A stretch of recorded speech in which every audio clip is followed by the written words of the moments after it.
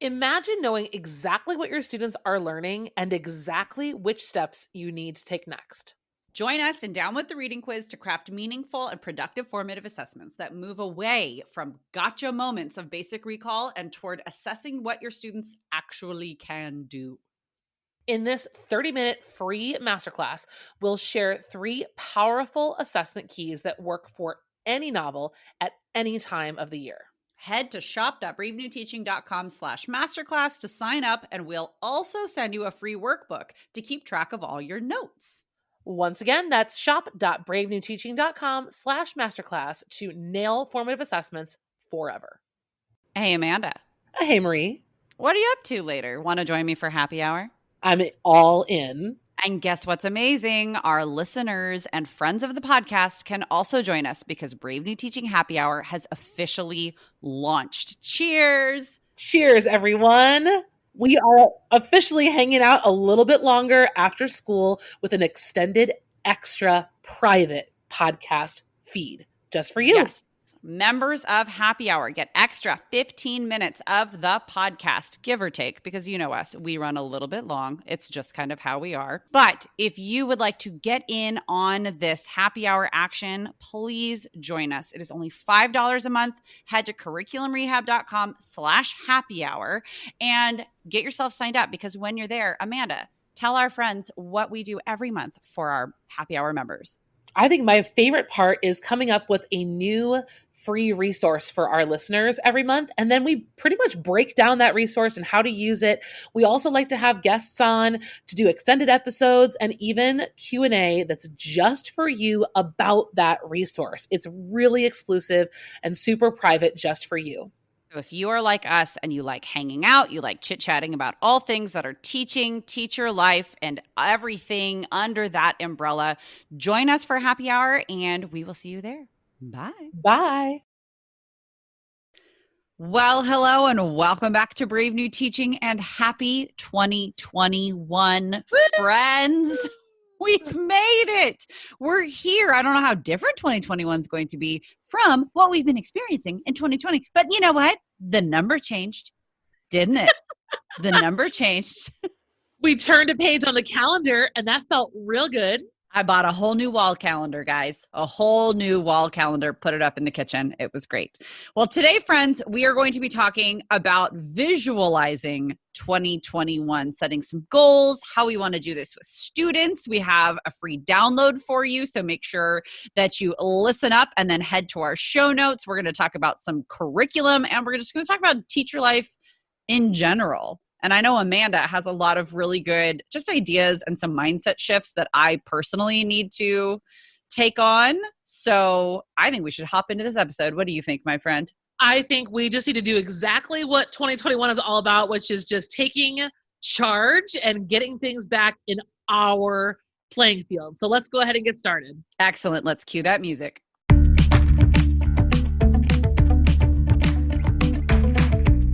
You're listening to Brave New Teaching, a podcast for educators challenging the status quo. I'm Amanda, and I'm a high school English teacher in Illinois. And I'm Marie, and I'm also a high school English teacher in Southern California. We're so glad you're here. Enjoy the show.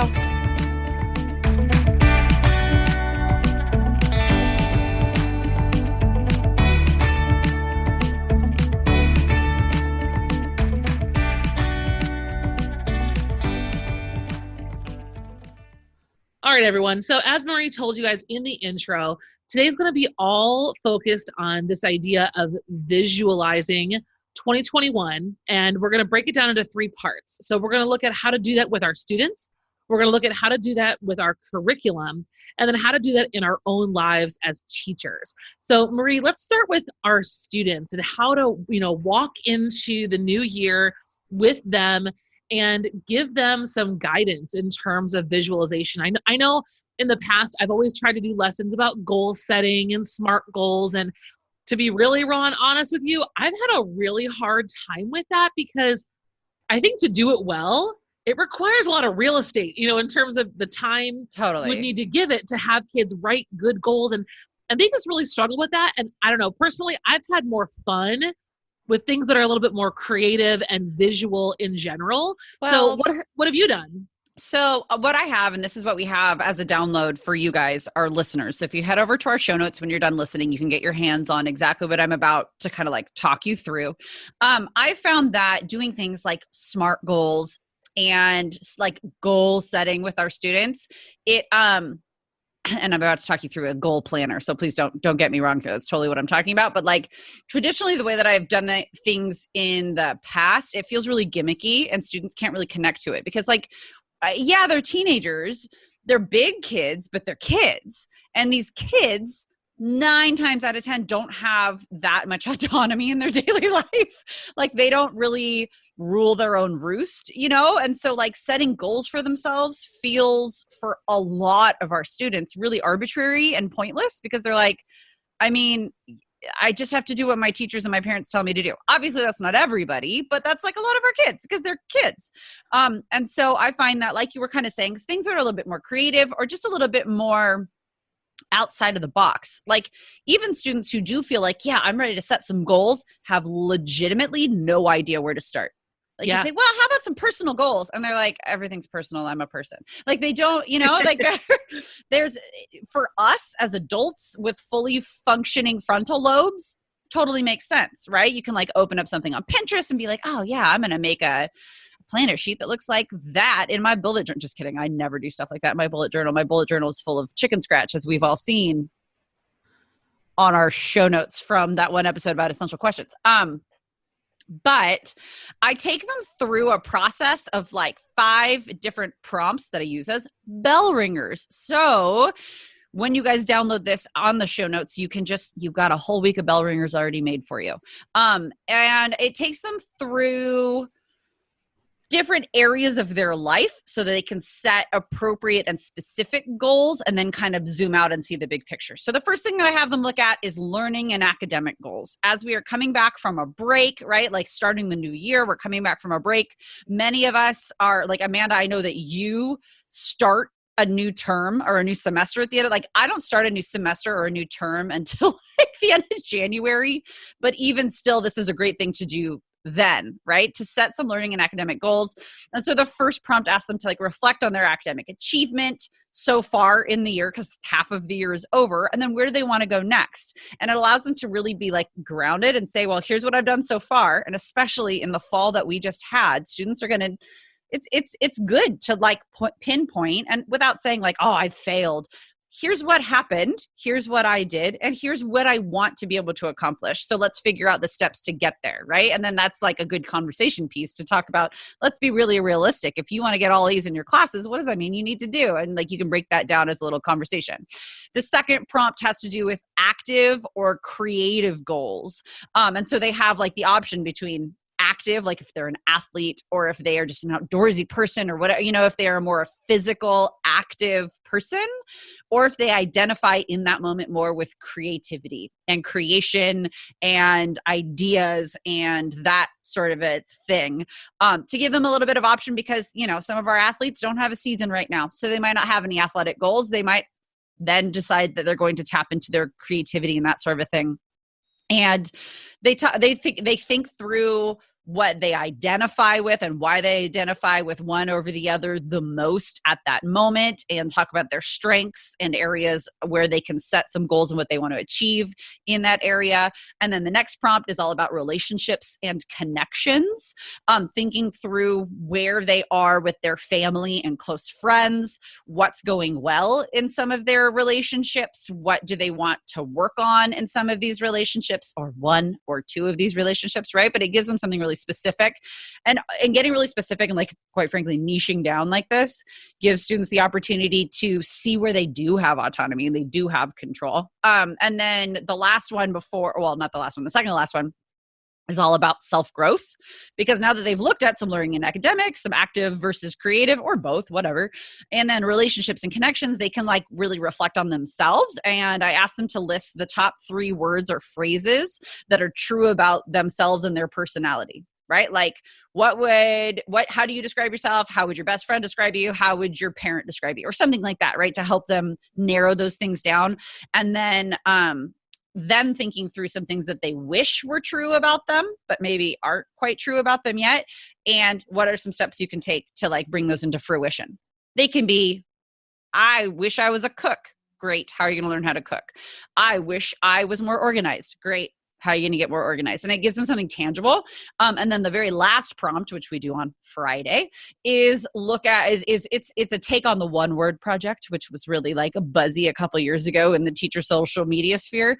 But to choose, looking through all of these different goals that they have set and different reflections that they've done throughout the week and any trends or similarities that they've noticed, choose one word to sum it all up. What is, and then kind of think about how and why they came to that word and that conclusion. And then even, I also like to ask students to like take a look forward and say, how long are you going to focus on this one word? Are you going to focus on this one word for the next week, the next month, the next semester, the next year, so that they can have a little bit of like control and time and challenge themselves kind of in that way. So that's the long and short of it. It's helping students be able to see all these different facets of their life and then boil it down to, what do you want to focus on right now? Because it's your life and they have a hard time coming to grips with that, right?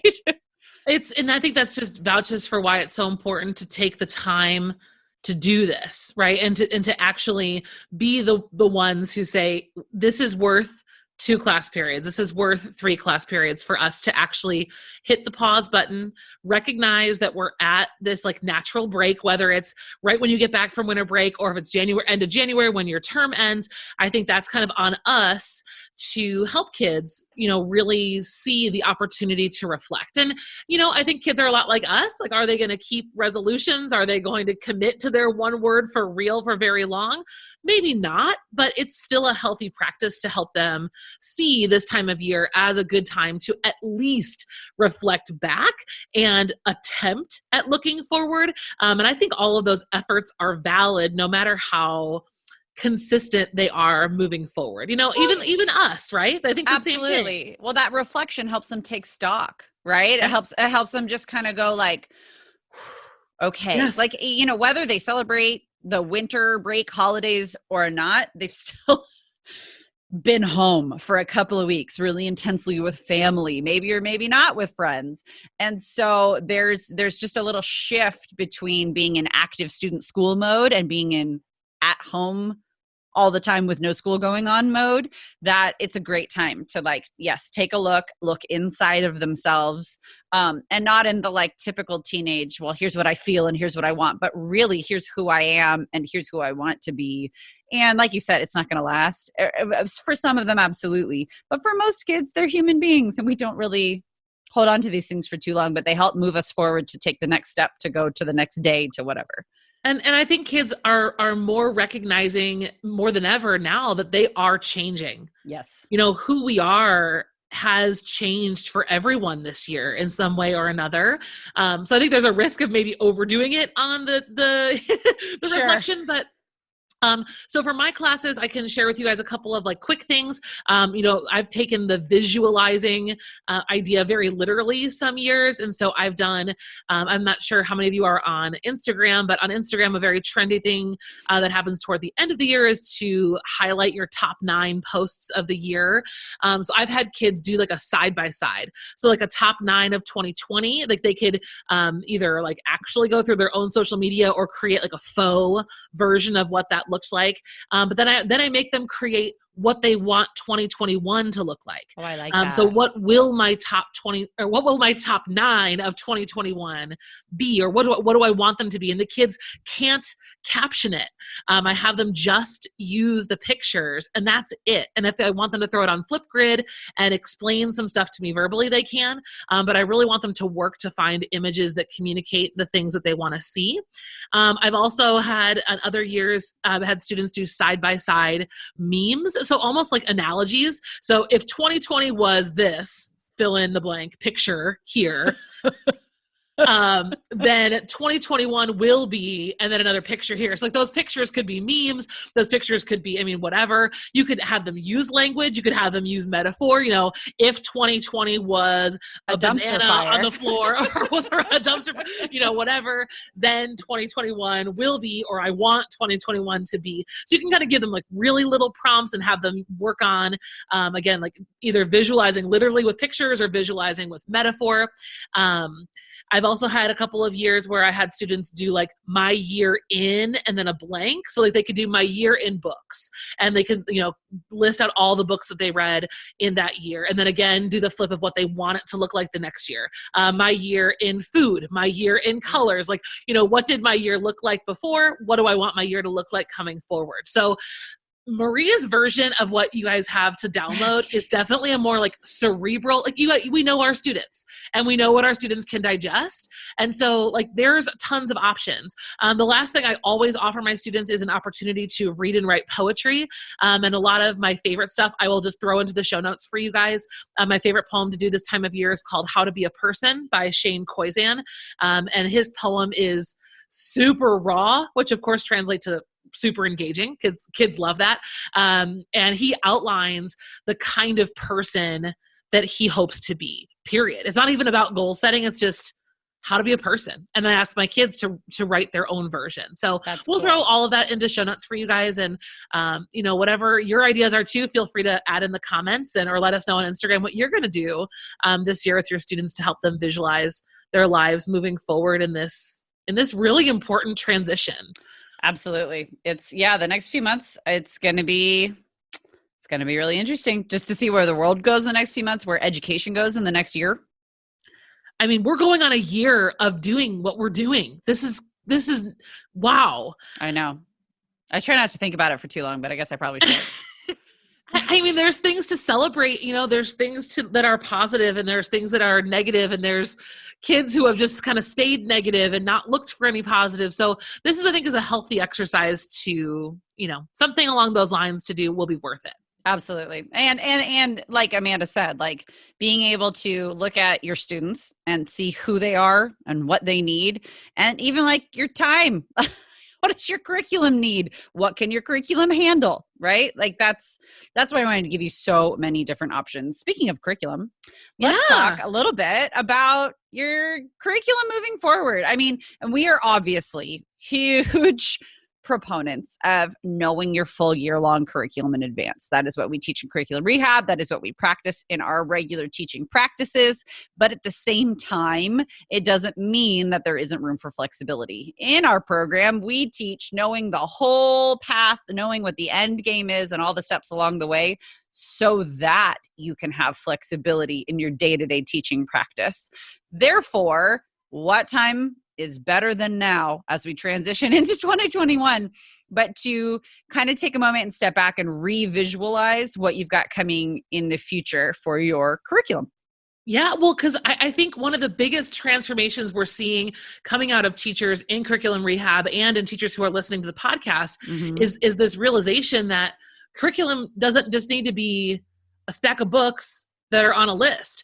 Right. Curriculum and what we do in the ELA classroom, in the science classroom, in the math classroom, in the history classroom, it can and should have a bigger mission. So that's why I love using this word, visualizing our curriculum. So here it is, January. If you're in the Northern Hemisphere, you're probably starting semester 2. If you're in the Southern Hemisphere, you probably are starting a brand new school year. And what do you see for your students? Like, what do you want your students to know and understand about the world by the end of this next semester? Really, forget the books, forget everything. Like, what do you care about them walking away from that's not in the standards? Right. What's the experience? Yes. What do you want them to experience this semester? And even this whole year, if, you know, depending, if you're maybe look back, you know, what are the changes that you would make from semester 1 that, you know, maybe kids were going through the motions and not feeling connected to something bigger than the book. I mean, this is really the time to think about that kind of stuff. Well, and what a great way too, as a teacher, and I am in great need of this, to recharge a little bit, not by completely shutting off, which I have done. It's been wonderful.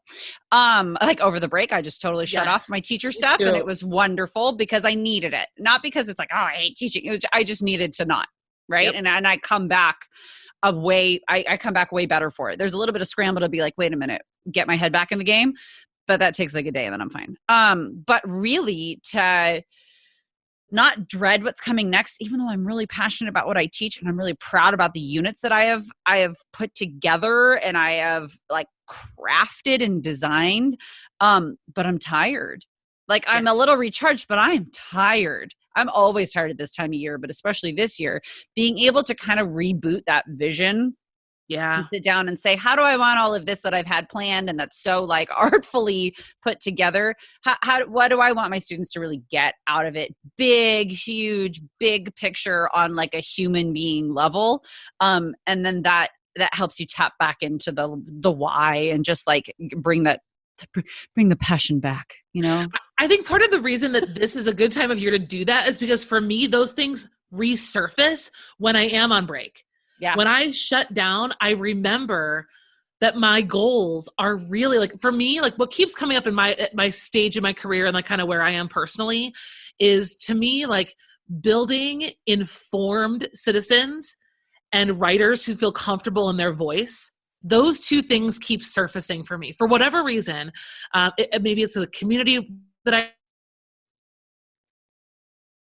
teach in, I've always just really cared about in the first place. But those two things keep coming back to the surface. And when I look back on semester one, I didn't do the writing and finding your voice nearly as much as I really wanted to, because I became very clinical because of the circumstances. So it's just right. So this is a good time that you don't even need to take action on it, but it's worth checking in and then visualizing where do you want your kids to be? Well, I want my kids to end this year feeling like more thoroughly informed citizens and like they've tapped a little bit tighter into their writer's voice. That's what I want. Speaking of visualizing a unit, we wanted to make sure that we mention this. There is, we have a pair of episodes 13 and 14 are literally entitled To Visualize a Unit A and To Visualize a Unit B. And we talk through creating a vision board. So if that is something that you think would be helpful, you could take that whole idea and that whole process and just zoom it out and do it for the whole year, the whole semester, or even just like, zoom back in and look at certain units or something like that. The vision board visualizing process is extremely helpful for checking in all of the things that we've been talking about. Hey, let's talk about teacher life. Yeah. I know that I need to kick my own butt into I just need to shift my mindset because I'm having a hard time. Pretty soon here, we are supposed to be going from virtual to hybrid, concurrent, simultaneous model. I can't wrap my head around it and the complications that is going to bring to my personal life of like transporting my children places and that sort of thing. Makes me so angry that I like shut down. But Amanda has some actually productive thoughts in this way. So let's hear what she has to say. I don't know about that, but all I can say is I've already been there and come back, and we're going back into that whole situation. And I think for me, for my like teacher life, like reflections and visualizing this year, I think I just want to continue the process of compartmentalizing my life, right? I need to keep my teacher stuff in its own box. Right. And I need to maintain my personal stuff just as importantly as my teacher stuff. And that's not a new thought, but life is different every year, especially when your kids are little. Maybe it's always, but I'm feeling like I feel dramatic shifts in what my family is going through every year right now. And so I know I've said that to myself before, and I've definitely found solutions, but I need to be prepared to handle that again in a new way this year. Well, like to our listeners who are a combo of things, younger teachers, not younger teachers, but maybe earlier in your professional years, right? In your professional career years. Yes. And without children. Yes. There is that every year is different, right? Like as you're starting your teaching career, you gain, as you gain momentum into your teaching career, you gain insight, you gain confidence, you gain ability, you gain confidence in your ability, all of these things. And your priorities start to shift from day-to-day maintenance to bigger ideas to relationship, right? Like different things happen year to year to year as a newer professional educator. For me, my experience was I started teaching at 22.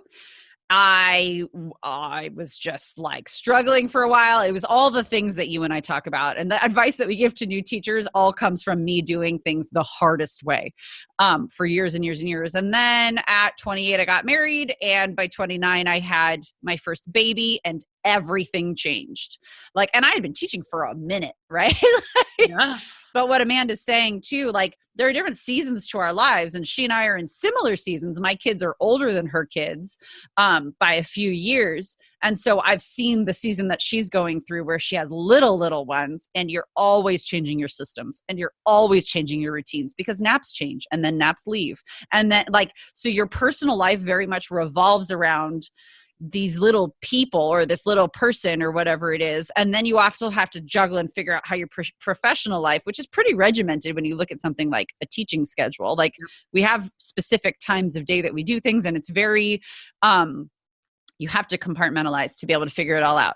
My kids are a little bit older, so I have a little bit more of like chunks of time instead of specific little time windows where like everything revolves around eating and sleeping. It's still that way. It's just a little bit wider, but like my kids' needs of me as a mom are super different than they used to be. And they demand, it's not necessarily as physically demanding as when they were teeny tiny, but it is emotionally demanding in the same depth, but in different ways. And then that also transfers into my teaching. So I think that there are a lot of things that we can learn from that idea of compartmentalizing. Yes. Because I don't want to take my teaching home to my family, and I don't want to take my family stuff out to my students because it doesn't belong, like it doesn't fit. And every year, everything, it's a great opportunity every calendar year and every school year to restart and to reevaluate and to take inventory and to say, what do I want my morning routine to look like? Like even those really gimmicky things that come out in social media and on blogs, they're great things to take in because they can help you really visualize what you want it to look like and then start putting new practices into place that will change as life changes. You're spot on, Marie. You know, a morning routine is like a micro piece of the puzzle that's like, for me, really easy to overlook because I'm a very big picture person. But it's those little things I think that add up over time to help those bigger things actually come to fruition. And before we move on really quick, I do want to say that honestly, compartmentalizing when you're younger and newer and you don't have other obligations like a family, it's harder. Yes. My most unhealthy teaching life was when I first started. And Marie and I have talked about this before because you feel like, oh, well, I don't have a family. I don't have a husband. I just have to go home to my apartment with my roommate. I thought I had a really hard time ever turning off Teacher Amanda. I didn't want to. I wanted to just keep going because it was so fun and I was discovering that I was good at it, right? And there's really nothing wrong with that except when you become burnout and embittered. That was what happened to me. Yeah. So whatever stage of life you're in, take care of yourself and give yourself permission to find those compartments, however they work for you. You know, if you are like a work till you burn out and then you need a week off of doing nothing, you know, or if you're like a little by little person, whatever it is. I think for me too, the last thing I would add to this is, again, kind of coming back to this idea of visualizing. My husband and I have been talking a lot lately about like our family's big life goals and how those fit into our careers. And so I haven't talked about it a lot on the podcast, but one of our big goals in life is to take a full year sabbatical from everyone's work and take our kids on the road and spend a year traveling. We want to do the Pan American Highway and go from Alaska to Argentina, basically driving and stopping along the way to learn about Mexican, Central American, and South American culture, things like that. Like it is a lifelong dream of ours. We watch YouTube videos about it all the time. And, you know, like we're constantly like reevaluate, like we're getting closer to that because we wanted to wait until the kids were about 9 and 10. And so we're like 6-7 years away from that now. It's getting closer. And so, I'm just trying to remember like, hey, like there's a big picture to what our family wants to do in this life. And teaching is a little part of what's going to get me there. It's my job. It's my passion. But like, it helps me to remember that there's a really, really big world out there outside of our jobs. And that sometimes it's okay to remember teaching is just a job, because it is just a job, you guys. And it's okay to do a job and then leave your job or do something else or to take a break. It's all good. And, Marie and I are here. We've been through lots of these phases of going in and out of different kinds of work related to teaching and not related to teaching. We've been through all of those phases and what's next and career-wise. So you can always count on us to talk to you about that too. Absolutely. Yeah. No, I mean, when it comes to visualizing my teacher life, I guess back to like how I started this little segment, I do need to kind of kick my butt into gear, and I need to just know that like I'm having a really hard time visualizing my teacher life in 2021 because I do not do well with just without control. And like there's so much variable happening in my next month, nonetheless my next 6 months, right? So I think for me, visualizing teacher life has to come in segments. Like I don't think I can have a big, huge vision. I think for me, it has to be small. Otherwise my brain starts to leak out of my ear. Like it just doesn't work. And I think it might be totally okay to visualize you're just in maintenance mode. Yeah. You're in maintaining things at a certain level. And I have to be okay with that. That's hard for me. And I know that's hard for a lot of our listeners too, who have a similar personality to like, it's not total type A, but it's close. It's close. It's type A adjacent. I think that being aware of what you're feeling, what you're going through, finding your teacher bestie, totally writing an email to bravenewteaching@gmail.com, whatever you got to do. We're here. This is how Marie and I deal with this kind of stuff, is by talking to each other and talking to you all. But find your people who are going to be there for you and listen. That's a huge part.